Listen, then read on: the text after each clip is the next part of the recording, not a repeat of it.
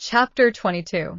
Marianne, who had never much toleration for anything like impertinence, vulgarity, inferiority of parts, or even difference of taste from herself, was at this time particularly ill-disposed, from the state of her spirits, to be pleased with the Miss Steeles, or to encourage their advances, and to the invariable coldness of her behavior towards them, which checked every endeavor at intimacy on their side. Elinor principally attributed that preference of herself, which soon became evident in the manners of both, but especially of Lucy, who missed no opportunity of engaging her in conversation, or of striving to improve their acquaintance by an easy and frank communication of her sentiments.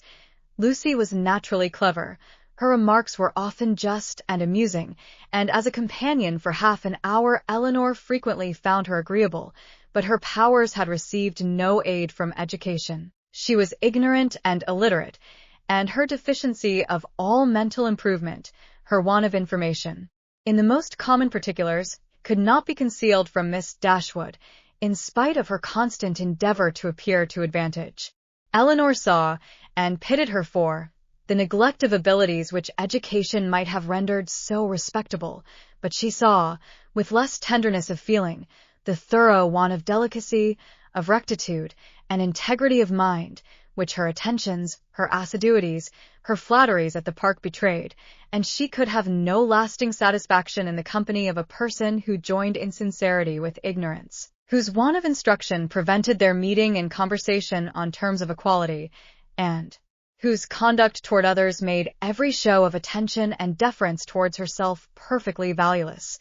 "You will think my question an odd one, I dare say," said Lucy to her one day, as they were walking together from the park to the cottage, "but pray, are you personally acquainted with your sister-in-law's mother, Mrs. Ferrars?" Elinor did think the question a very odd one, and her countenance expressed it, as she answered that she had never seen Mrs. Ferrars. "Indeed," replied Lucy. "I wonder at that, for I thought you must have seen her at Norland sometimes. Then, perhaps, you cannot tell me what sort of a woman she is?" "No," returned Elinor, cautious of giving her real opinion of Edward's mother, and not very desirous of satisfying what seemed impertinent curiosity. "I know nothing of her." "I am sure you think me very strange, for inquiring about her in such a way," said Lucy, eyeing Elinor attentively as she spoke, "but perhaps there may be reasons. I wish I might venture, but however I hope you will do me the justice of believing that I do not mean to be impertinent." Elinor made her a civil reply, and they walked on for a few minutes in silence.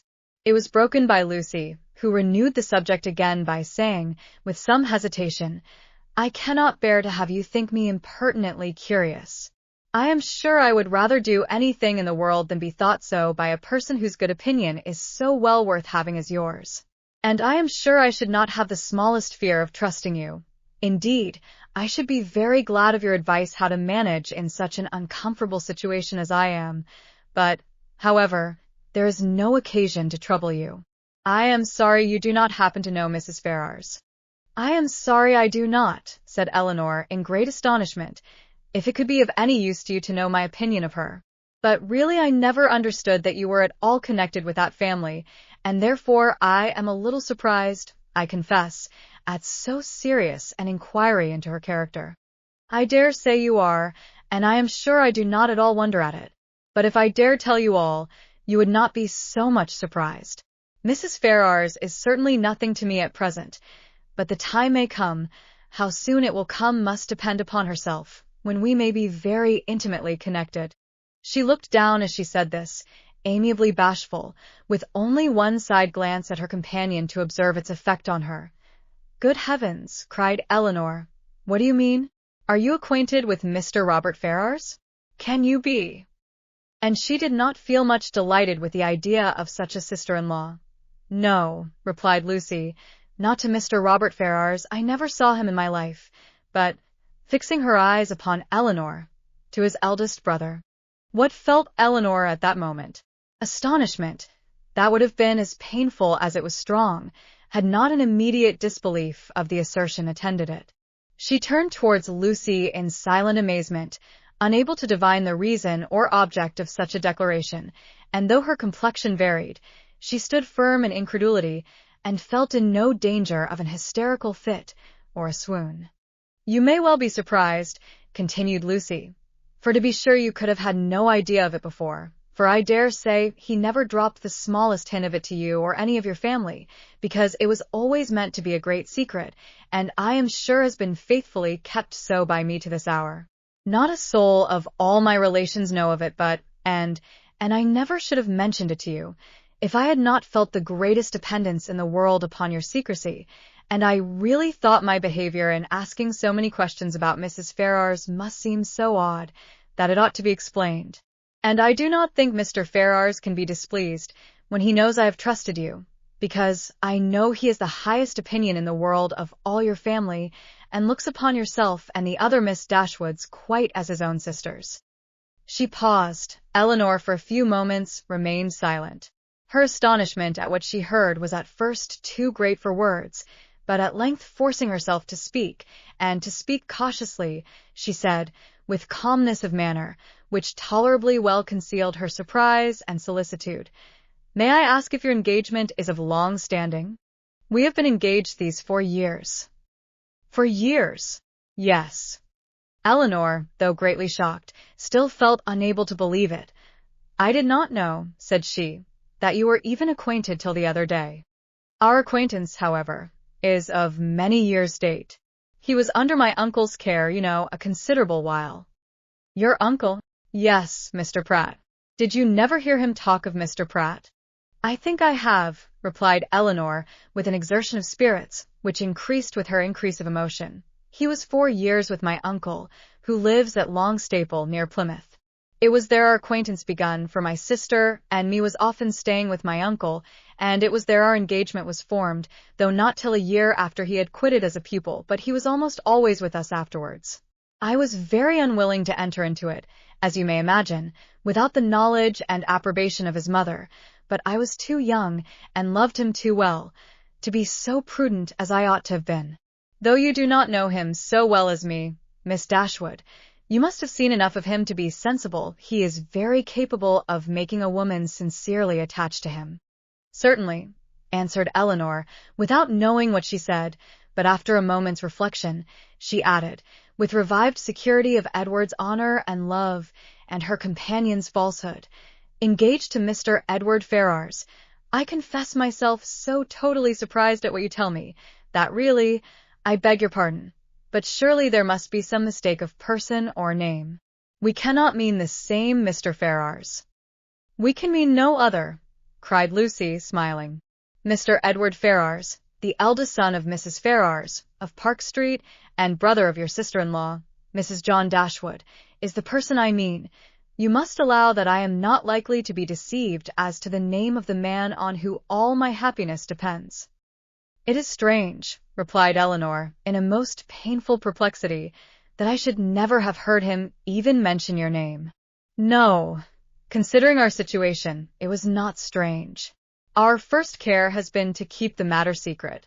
You knew nothing of me or my family, and therefore there could be no occasion for ever mentioning my name to you, and as he was always particularly afraid of his sisters suspecting anything, that was reason enough for his not mentioning it." She was silent. Elinor's security sunk, but her self-command did not sink with it. "For years you have been engaged," said she with a firm voice. "Yes, and heaven knows how much longer we may have to wait. Poor Edward! It puts him quite out of heart." Then, taking a small miniature from her pocket, she added, "To prevent the possibility of mistake, be so good as to look at this face. It does not do him justice, to be sure, but yet I think you cannot be deceived as to the person it was drew for. I have had it above these 3 years."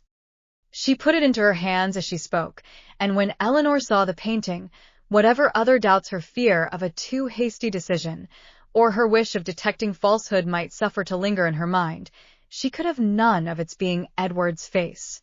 She returned it almost instantly, acknowledging the likeness. "I have never been able," continued Lucy, "to give him my picture in return, which I am very much vexed at, for he has been always so anxious to get it. But I am determined to set for it the very first opportunity." "You are quite in the right," replied Elinor calmly. They then proceeded a few paces in silence. Lucy spoke first. "I am sure," said she, I have no doubt in the world of your faithfully keeping this secret, because you must know of what importance it is to us, not to have it reach his mother, for she would never approve of it, I dare say. I shall have no fortune, and I fancy she is an exceeding proud woman. I certainly did not seek your confidence, said Elinor, but you do me no more than justice in imagining that I may be depended on. Your secret is safe with me, but pardon me if I express some surprise at so unnecessary a communication. You must at least have felt that my being acquainted with it could not add to its safety. As she said this, she looked earnestly at Lucy, hoping to discover something in her countenance, perhaps the falsehood of the greatest part of what she had been saying, but Lucy's countenance suffered no change. I was afraid you would think I was taking a great liberty with you, said she, in telling you all this. I have not known you long, to be sure, personally at least, but I have known you and all your family by description a great while, and as soon as I saw you, I felt almost as if you was an old acquaintance.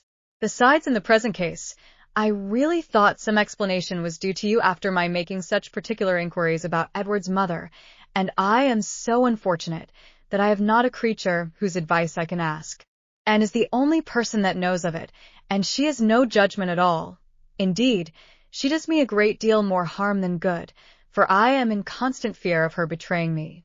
She does not know how to hold her tongue, as you must perceive, and I am sure I was in the greatest fright in the world t'other day, when Edward's name was mentioned by Sir John, lest she should out with it all. You can't think how much I go through in my mind from it altogether. I only wonder that I am alive after what I have suffered for Edward's sake these last 4 years. Everything in such suspense and uncertainty, and seeing him so seldom, we can hardly meet above twice a year. I am sure I wonder my heart is not quite broke. Here she took out her handkerchief, but Elinor did not feel very compassionate, sometimes, continued Lucy, after wiping her eyes. I think whether it would not be better for us both to break off the matter entirely. As she said this, she looked directly at her companion. But then at other times I have not resolution enough for it. I cannot bear the thoughts of making him so miserable, as I know the very mention of such a thing would do. And on my own account too, so dear as he is to me, I don't think I could be equal to it. What would you advise me to do in such a case, Miss Dashwood? What would you do yourself? Pardon me, replied Elinor, startled by the question, but I can give you no advice under such circumstances. Your own judgment must direct you. To be sure, continued Lucy, after a few minutes' silence on both sides, his mother must provide for him some time or other, but poor Edward is so cast down by it. Did you not think him dreadful low-spirited when he was at Barton? He was so miserable when he left us at Longstaple to go to you, that I was afraid you would think him quite ill. Did he come from your uncle's, then, when he visited us? Oh, yes. He had been staying a fortnight with us. Did you think he came directly from town? No, replied Elinor, most feelingly sensible of every fresh circumstance in favor of Lucy's veracity. I remember he told us that he had been staying a fortnight with some friends near Plymouth. She remembered, too, her own surprise at the time, at his mentioning nothing farther of those friends, at his total silence with respect even to their names. Did not you think him sadly out of spirits? Repeated Lucy.